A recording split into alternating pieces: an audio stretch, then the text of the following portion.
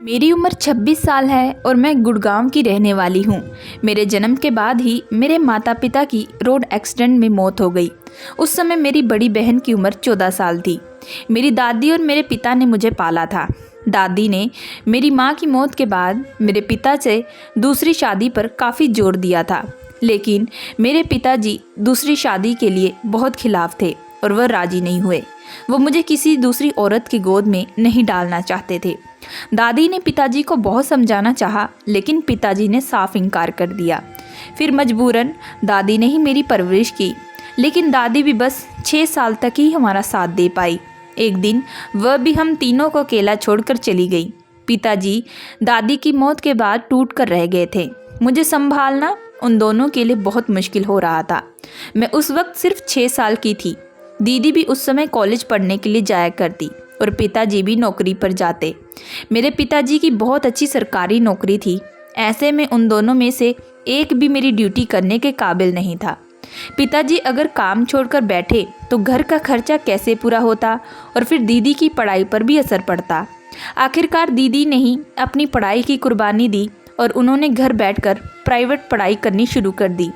मैं उस वक्त तीसरी क्लास में थी। सुबह सवेरे उठकर मैं तैयार होकर स्कूल के लिए जाती। दीदी हम तीनों के लिए नाश्ता बनाती और तैयार करके मुझे स्कूल छोड़कर आती और फिर घर के सारे कामकाज खुद करती। फिर दीदी मेरे आने तक दोपहर का खाना भी तैयार करके रख देती और फिर मुझे स्कूल से खुद वापस लेकर आती। मेरी दीदी मेरी हर छोटी मोटी ख्वाहिशों और ज़रूरतों को खुद पूरा करती थी। इसी तरीके से हमारी ज़िंदगी कट रही थी कि कुछ साल बाद मेरे पिताजी ने दीदी को शादी करने के लिए कहना शुरू कर दिया, लेकिन दीदी शादी से हमेशा ही इनकार करती क्योंकि उन्हें मेरी पढ़ाई की काफ़ी चिंता रहती थी। दीदी हमेशा पढ़ाई का बहाना लगा देती, उसे और पढ़ना है और कुछ काबिल बनना है, इसलिए वह शादी नहीं करेगी। एक दिन मैं स्कूल से आकर सो गई और सोकर उठी तो दोपहर के 2 बज रहे थे, लेकिन अचानक ही मेरी नज़र दीदी पर पड़ी जो आईने के सामने खड़ी होकर खुद को तैयार कर रही थी। मैं उठकर दीदी के पीछे जाकर खड़ी हो गई। दीदी जो अपने बालों को संवार रही थी, अचानक ही उन्होंने अपना हाथ रोक लिया और मुझे कहने लगी, अच्छा हुआ तुम जाग गई हो। मैं कुछ काम के सिलसिले से घर से बाहर जा रही हूँ।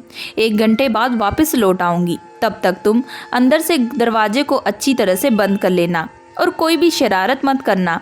मैंने दीदी की बात को अच्छी तरह से समझ लिया और सर हिलाकर कह दिया कि ठीक है दीदी, आप चले जाओ। जब दीदी घर से चले गई तो मैंने दरवाजे को अच्छी तरह से बंद कर लिया और फिर 1 घंटे के बाद दीदी भी वापस घर आ गई। फिर हर दिन ही ऐसा होने लगा। दीदी अक्सर काम का बहाना करके 1 घंटे तक घर के बाहर ही रहती और पिताजी के घर आने से पहले ही वापस आ जाती। अब मैं 8वीं क्लास में हो गई थी। मेरी उम्र 14 साल हो गई थी। दिन ऐसे ही गुजरते चले जा रहे थे। दीदी की पढ़ाई कंप्लीट हो चुकी थी और दीदी बहुत अच्छी जॉब भी लग चुकी थी। एक दिन पिताजी टाइम से पहले ही घर पर आ गए। शाम के लगभग 7 बज रहे थे जब दीदी घर में दाखिल। उनके साथ एक लड़का भी था जिसका चेहरा चेहरे से ढका हुआ था और उसके साथ दीदी ने भी शादी का लाल जोड़ा पहना था। मैं और पिताजी ये सब देखकर दंग रह गए। पिताजी ने भी सवालिया नज़र दीदी पर डालते हुए देखा तो दीदी तुरंत हकलाते हुए कहने लगी, पिताजी मैं इस लड़के से शादी कर ली हूँ। यह लड़का अब मेरा पति है। पिताजी ने गुस्से में दीदी के मुंह पर थप्पड़ मार दिया और उसके बाद एक नज़र पिताजी ने मुझ पर गुस्से से देखा। पिताजी ने कहा कि इस लड़के को तुरंत अंदर ले जाओ। पिताजी का कहना मानते हुए मैं उस लड़के को अंदर लेकर चली गई। अंदर जाकर जैसे ही उन्होंने सेहरा उठाया तो मैं उन्हें देखकर हैरान रह गई। जिसको दीदी अपना पति बनाकर लाई थी वह बहुत ही ज़्यादा हैंडसम था। वह लड़का लगभग मुझसे उम्र में 3 से 4 साल बड़ा होगा। लड़के को देखकर वह मुझे भी बहुत पसंद आया, पर दीदी ने शादी किस अंजाम में की थी मुझे ये सोचकर बहुत गुस्सा आ रहा था।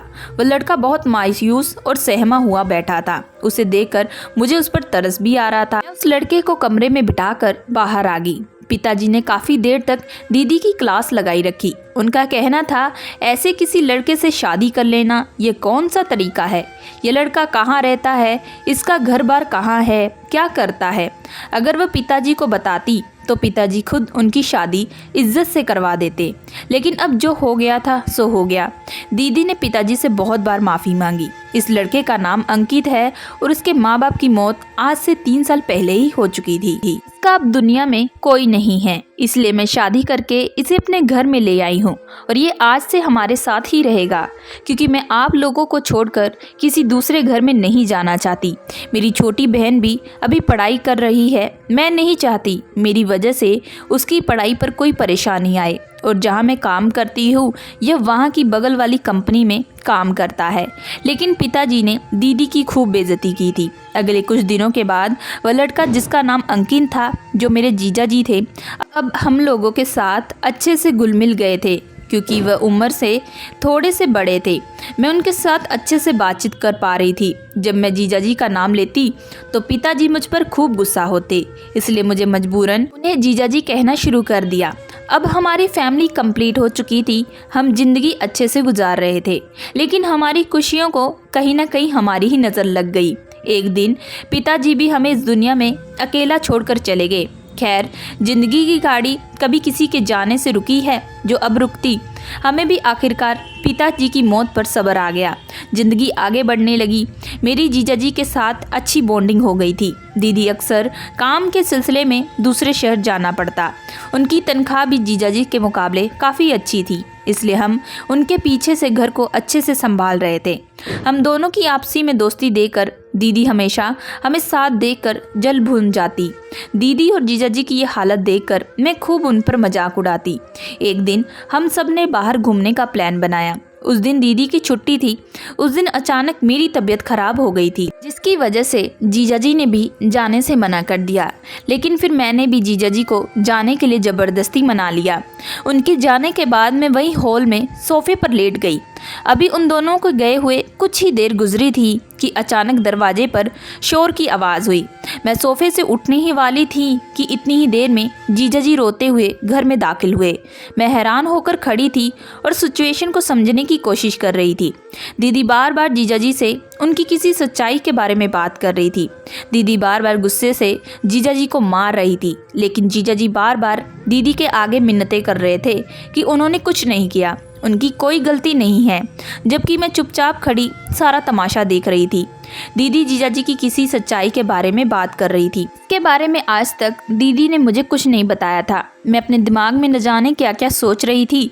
कुछ देर बाद दीदी अपने कमरे में चली गई और थोड़ी देर के बाद जब अपने कमरे से बाहर आई तो मैंने देखा कि उनके हाथ में एक बड़ा सा बैग था। उस बैग में उन्होंने अपना सामान रखा हुआ था।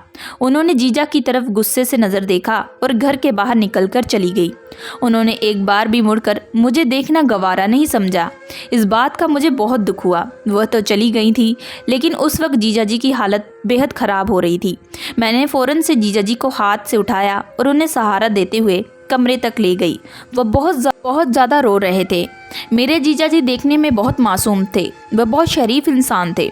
आज तक उन्होंने कभी भी दीदी से या मुझसे कभी ऊंची आवाज़ में बात तक नहीं की, और आज दीदी के इस अंदाज से वह काफ़ी ज़्यादा मायूस हो गए थे। जीजा जी की आंखों में लगातार आंसू निकल रहे थे। वह बार बार दीदी को पुकार रहे थे।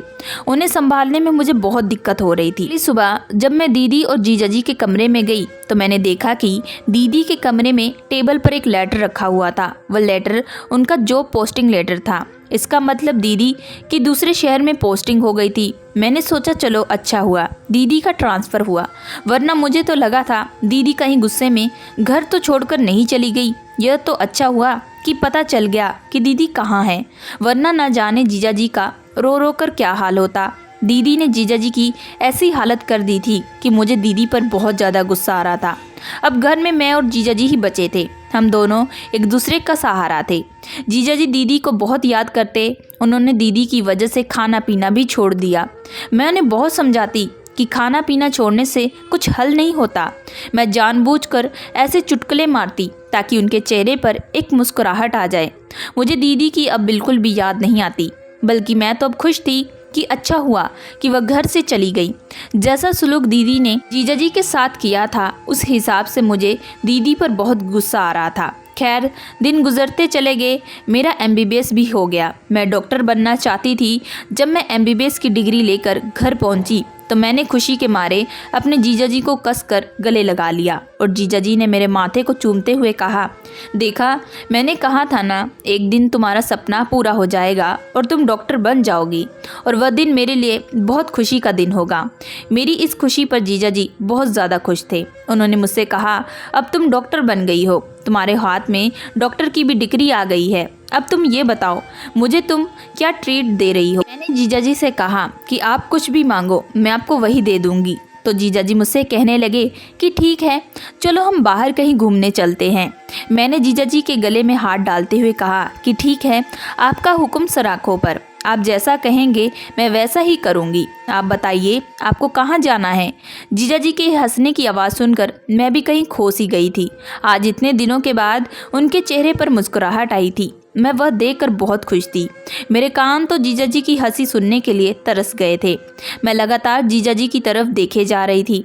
मैंने अपने दिल में ठान लिया कि मैं हमेशा अपने जीजा जी को ऐसे ही खुश रखूंगी। उनको खुश देखकर मैं मन ही मन सोचने लगी कि काश जीजा जी की शादी मुझसे हुई होती तो आज मैं उन्हें बहुत खुश रखती, क्योंकि मेरे जीजा जी बहुत ही नेक दिल इंसान थे। मगर अब क्या हो सकता था, किस्मत में जो लिखा था वह होकर ही रहता है।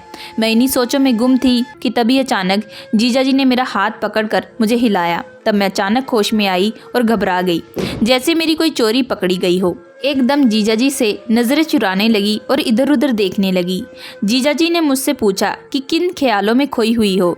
जीजा जी का सवाल सुनकर मैंने फिर से जीजा जी की तरफ ध्यान दिया।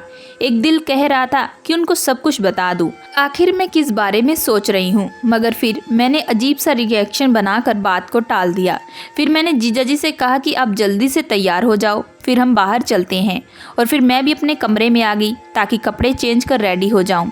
लगभग 20 मिनट के बाद मैं तैयार होकर अपने घर से बाहर आई और गेट के बाहर आकर खड़ी हुई तो जीजा जी पहले से ही बाइक लेकर खड़े थे। जीजा जी को देखकर मैंने उन्हें कहा कि आप आज काफ़ी हैंडसम लग रहे हो। ये सुनकर उनके चेहरे पर एक हल्की सी मुस्कुराहट आई। फिर मैं बाइक के पीछे बैठ गई और जीजा जी बाइक चलाने लगे। आज पहली बार मैं जीजा जी की बाइक के पीछे बैठी थी। जीजा जी बाइक काफ़ी तेज चला रहे थे। आज बहुत ज़्यादा खुश थे। यह देखकर मैं भी बहुत ज़्यादा खुश थी। जीजा जी बाइक बहुत तेज़ चलाने की वजह से मैंने जीजा जी से कहा कि आप थोड़ा धीरे चलाइए, क्योंकि मुझे बहुत डर लग रहा था। मैं इससे पहले आज तक किसी भी लड़के की बाइक के पीछे नहीं बैठी थी। यूं ही मस्ती मजाक करते हुए हम लोग मॉल तक पहुंच गए। जीजा जी ने गाड़ी मॉल के बाहर लगाकर मॉल के अंदर चले गए।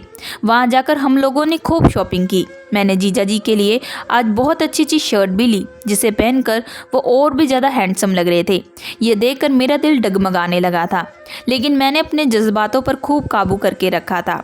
शॉपिंग करते करते कब वक्त गुजर गया हमें कुछ पता ना चला। एक चीज़ मैंने इतने दिनों से नोट की थी, वो थी यह कि जीजा जी दीदी के जाने के बाद काफ़ी नर्वस हो गए थे। उनका कॉन्फिडेंस भी कम हो गया था, लेकिन मेरा साथ हो जाने से उनका कॉन्फिडेंस बढ़ जाता। उसके बाद हमने मूवी देखी और रात का डिनर भी हम दोनों ने एक साथ किया। फिर हम बाइक पर बैठकर अपने घर के लिए रवाना हो गए। सर्दियों का मौसम था और ठंड बहुत ज़्यादा बढ़ गई। रात के टाइम बहुत ठंड महसूस हो रही थी। ठंड लगने की वजह से मैंने जीजा जी को पीछे से पकड़ लिया और यूं ही हंसते हंसते हम लोग घर पहुंच गए। लेकिन जब हम घर के मोहल्ले में पहुंचे तभी दूर से लोग हमें देखने लगे और तरह तरह की बातें करने लगे। जब हम घर के दरवाजे पर खड़े हुए तो लोगों की भीड़ इकट्ठी हो गई। यह देखकर जीजा जी फिर से नर्वस होने लगे। उन्हें फिर डर लगने लगा। लोग तरह तरह की बातें करने लगे, मगर मैंने जीजा जी का हाथ बहुत मजबूती के साथ पकड़ा हुआ था। जब जीजा जी का हाथ पकड़कर मैं घर के अंदर दाखिल हो रही थी, पीछे से मैंने एक औरत की आवाज़ सुनी। वह कह रही थी, हे भगवान, ये क्या बेशर्मी मचाई हुई है लोगों ने। शुक्र है हमने आज इन लोगों को अपनी आंखों से रंगरलियां मनाते हुए देख लिया, वरना हमें तो पता न चलता कि ये जीजा और साली का क्या खेल चल रहा है। इनको तो अपने रिश्ते का भी लिहाज नहीं है। कि दूसरी औरत भी बोल पड़ी और कहने लगी, अरे बहन, इसमें इस लड़की का कोई कसूर नहीं है। इस बेचारी ने तो बिन माँ के अपनी ज़िंदगी गुजार रखी है। आखिर इसमें इतनी समझ कहाँ से आएगी। अरे यह तो इस घटिया आदमी को सोचना चाहिए था। न जाने इसने पहले इस भोली भाली दीदी को फंसाकर उससे शादी कर ली, उसके बाद इस घर में दाखिल हो गया और ये अपनी साली पर भी अब डोरे डाल रहा है। इसके लक्षण ही ठीक नहीं है। तभी इसकी पत्नी इसे छोड़कर चली गई। इसके इरादे ही सही नहीं है और ये अब दोनों बहनों को काबू में करना चाहता है। उसके बाद इसे भी यूज करके दूसरी औरत के पीछे भागेगा। मैं चाहती तो उनको जवाब दे सकती थी, लेकिन इस वक्त मुझे अपने जीजा जी की काफ़ी चिंता थी। वह काफ़ी ज़्यादा डरे हुए थे, इसलिए मैं चुपचाप उनका हाथ पकड़कर घर के अंदर ले गई और घर के अंदर जाकर दरवाज़ा बंद कर लिया। लेकिन औरतों की चिल्लाने की आवाज़ें आ रही थी, जो न जाने क्या क्या बोल रही थी। यह देखकर मुझे बहुत घबराहट हो रही थी। मुझे कुछ समझ में नहीं आ रहा था कि क्या करूं और क्या नहीं। अगर किसी को सच पता चल जाए तो न जाने क्या होगा। अभी तो लोग सिर्फ बातें ही कर रहे थे, झूठ मूठ की कहानियां सुना रहे थे, लेकिन न जाने मैं किस सोच में गुम थी। मुझे तो कुछ समझ में भी नहीं आ रहा था। अब मैं यही सोच रही थी कि ना जाने कल का सूरज मेरे लिए क्या तूफान लाने वाला है। मैं अपने दिमाग में न जाने कैसी कैसी बातें सोच रही थी। मैं सोच रही थी कि मैंने जीजा जी को अपनी तरफ से खुश करने की हर तरफ से कोशिश की थी, लेकिन आखिर में मोहल्ले वालों ने हमारी खुशियों को नज़र लगा दी। यह सब मेरी वजह से हुआ था। इसी वजह से मैंने जीजा जी को खाने में नींद की दवा मिलाकर दे दी ताकि वह शांति से सो सके। मेरे जीजा जी बहुत नेक और अच्छे दिल इंसान थे। वह किसी से आज तक झगड़ा नहीं करते, लेकिन उनमें एक फोबिया था, वह यह कि कोई भी अगर उनके बारे में कुछ बोलता तो वह बहुत ज़्यादा नर्वस हो जाते, डर के मारे कांपने लगते। खाना खाने के बाद जीजा जी बहुत सुकून से सो गए थे। मैं उनके कमरे में उन्हें सोता हुआ देखकर कमरे से बाहर आ गई और अपने कमरे में जाकर सो गई। अगली सुबह मैं थोड़ी लेट से उठी थी। मैंने देखा कि जीजा जी आज काम पर नहीं गए, बल्कि वह किचन में जाकर नाश्ता बना रहे थे। मैं चुपचाप नाश्ता करने के लिए जाकर बैठ गई और जीजा जी से कुछ बात नहीं की। लेकिन जब मैं नाश्ता ही करने वाली थी कि तभी अचानक घर के दरवाजे की बेल बजी। मैंने अपने कान खड़े कर लिए, क्योंकि मुझे पता था कि मोहल्ले वाले बाहर आकर खड़े हैं और वह फिर से कल रात के बारे में फिर से कोई न कोई बात जरूर करेंगे। मुझे अब बहुत डर लग रहा था। जीजा जी ने जाकर दरवाज़ा खोला तो देखा मोहल्ले वाले घर के अंदर दाखिल हो गए और उन औरतों ने घर में घुसते ही कल वाला तमाशा फिर से शुरू कर दिया। जीजा जी ने खुद पर लगे इल्ज़ाम तो चुपचाप सहे, लेकिन जब उन औरतों ने मेरे बारे में गलत बोलना शुरू किया तो जीजा जी उन लोगों पर बरस पड़े। मैं हैरान से जीजा जी की तरफ देखे जा रही थी। वह बड़ी तेज़ी से उन लोगों को जवाब दे रहे थे। कुछ देर बाद वह लोग चुपचाप मुंह लटका के घर से बाहर चले गए और जीजा जी ने दरवाज़ा बंद कर दिया। मैं जीजा जी का यह रूप देखकर आज दंग रह गई। आज सच में उन्होंने सही किया था। उन्होंने लोगों की बोलती बंद करवा दी। मैं भी खुशी खुशी नाश्ता करके कमरे में चली गई। तभी जब मैं कमरे से बाहर आई तो मैंने देखा कि जीजा जी के हाथ में मेरा मोबाइल था। न जाने वह किससे बात कर रहे थे, लेकिन जब मैं उनके पास पहुंची तो वह मुझे कहने लगे कि तुम इतनी बड़ी गलती कैसे कर सकती हो। मुझे अब डर लगने लगा था, कहीं जीजा जी को मेरी सच्चाई तो नहीं पता चल गई। और अब जीजा जी पता नहीं मेरे बारे में क्या सोच रहे होंगे। अब मैं झूठ बोल नहीं सकती थी। मेरे पास एक ही रास्ता बचा था, वह भी सच बोलने का। इससे पहले कि मैं कुछ बोलती, दरवाजे की फिर से बेल बजी और फिर से कोई घर पर आया। न जाने अब कौन आया था, जिसे सुनकर जीजा जी तुरंत दरवाजा खोलने के लिए चले गए और मेरा मोबाइल सोफे पर फेंक दिया। मैंने तुरंत अपना मोबाइल पकड़ लिया। इससे पहले उन्हें मेरे दूसरे राज के बारे में पता चले, मैंने एक लंबी चैन की सांस ली और सोच रही थी कि अच्छा हुआ दरवाजे पर कोई आया है। तभी अचानक जीजा जी के चिल्लाने की आवाज़ आने लगी। जल्दी से भागकर दरवाजे की तरफ गई। दरवाजे पर जो था उसे देखकर मैं अचानक ही शॉक हो गई। मुझे अपनी आंखों पर यकीन नहीं आ रहा था। मेरे सामने मेरी बड़ी बहन खड़ी थी। उसे देखकर मैं तुरंत उसके गले लगकर फूट फूट कर रोने लगी। दीदी को लेकर मैं घर के अंदर दाखिल हुई और फिर कुछ देर बाद मैं अपने दोस्त का बहाना करके अब घर से बाहर चली गई, ताकि वह लोग अकेले में बैठकर बातें कर सके और पिछले सारे गिले शिकवे मिटाकर अपनी ज़िंदगी की नई शुरुआत कर सके। वैसे भी मैं दीदी की अमानत दीदी को अब सौंप चुकी थी। अब मैं आप लोगों को जीजा जी के ज़िंदगी के बारे में सच बताती हूँ। जीजा जी एक बार में वेटर का काम करते थे। वह बचपन से ऐसे नहीं थे, लेकिन शायद ऐसा होना उनकी किस्मत में लिखा था। वह अनाथ थे। उन्होंने जब होश संभाले दर दर की ठोकरें खाते हुए पाया। जब वह 5 साल के हुए तो किसी नेक फैमिली ने उन्हें अडॉप्ट कर लिया और वह उस फैमिली के साथ रहते थे। आखिर उनका माँ बाप का प्यार मिल गया। वह उस फैमिली के साथ उनके घर चले गए। शुरू के काफ़ी साल अच्छे गुजरे। जिस परिवार ने उन्हें अपनाया था वह काफ़ी अच्छा और अमीर परिवार था। उन लोगों ने जीजाजी को सड़क से उठाया और अपना नाम दिया। लेकिन जैसे ही जीजाजी जवान हुए, काफी सारे लोग थे जो उनकी खूबसूरती पर जलते थे, क्योंकि जीजाजी बहुत ही हैंडसम थे और बचपन से वे बहुत ज़्यादा मासूम थे। जो परिवार उन्हें अपने साथ ले गया था वह ज्वाइंट फैमिली परिवार था। वहाँ पर उनके स्टेप फादर के भाई के बेटे भी थे, जबकि उन लड़कों में कोई भी इतना हैंडसम नहीं था। इसलिए जब उन लड़कों का रिश्ता आता तो उन लड़कों की बजाय जीजाजी को पसंद करके वो लोग चले जाते। एक दिन उन लड़कों की माँ जीजाजी को बहाने से अपने साथ बाहर ले गई और उन्होंने बीच रास्ते से ही जीजाजी को रुमाल पर नशीली दवा मिलाकर बेहोश कर दिया और उसके बाद जीजाजी को कुछ याद नहीं रहा। जब उनकी आंख खुली तो यह देखकर उनके पैरों तले ज़मीन निकल गई कि वह एक बार पर पहुंच चुके थे। वो औरत अपने बेटों का बदला लेना चाहती थी और उसने घर वालों को बहाना बना दिया कि तुम्हारा बेटा कहीं मिल नहीं रहा, ना जाने वो मुझे छोड़कर बीच रास्ते में कहाँ चला गया। मैं उसने ढूंढने की बहुत कोशिश की, लेकिन वो मुझे कहीं नज़र नहीं आया। जीजाजी के सौतेले बाप ने हर तरफ से ढूंढने की कोशिश की, लेकिन जीजाजी का कुछ पता ना चला। जीजाजी की सच्चाई के बारे में मुझे उस दिन पता चला जब मैं अपने एक पुलिस ऑफिसर दोस्त को जीजाजी के बारे में जांच पड़ताल करने को कहा। जिस दिन दीदी और जीजाजी के बीच में झगड़ा चल रहा था और दीदी घर छोड़कर चली गई। लेकिन फिर 1 साल बाद जीजाजी वह बार से छुप छुपाते हुए भाग निकले। कितने दिनों तक रास्ते पर भीख मांगते रहे। एक रात एक पुलिस वाले ने उनको रास्ते पे भीख मांगते हुए देखा। उन्होंने कहा कि तुम तो भले इंसान नजर आ रहे हो, तो फिर तुम भीख क्यों मांग रहे हो।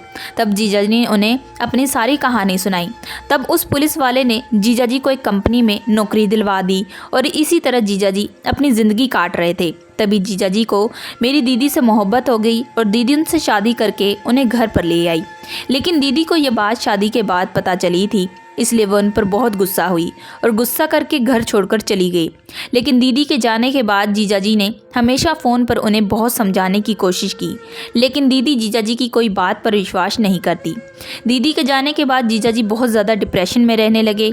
डॉक्टर ने मुझे बताया कि वह कभी भी अपनी असली ज़िंदगी की तरफ ध्यान नहीं दे पाएंगे। इसी वजह से मैं हमेशा उन्हें खुश रखने की कोशिश करती और उनसे हंसी मजाक करती।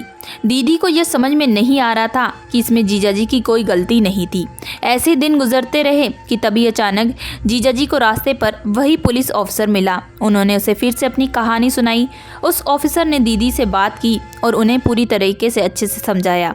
इसी वजह से दीदी अब वापस घर आ गई। लेकिन मेरी मेहनत और कोशिश पर जीजाजी ठीक होने लगे। मैंने जीजाजी का ट्रीटमेंट अपने हिसाब से शुरू कर दिया था। मैं हमेशा उनका ख्याल रखती, जिसे सब लोगों ने गलत समझा था। लोग मुझ पर और जीजाजी पर ना जाने किस किस तरह के इल्ज़ाम लगा रहे थे।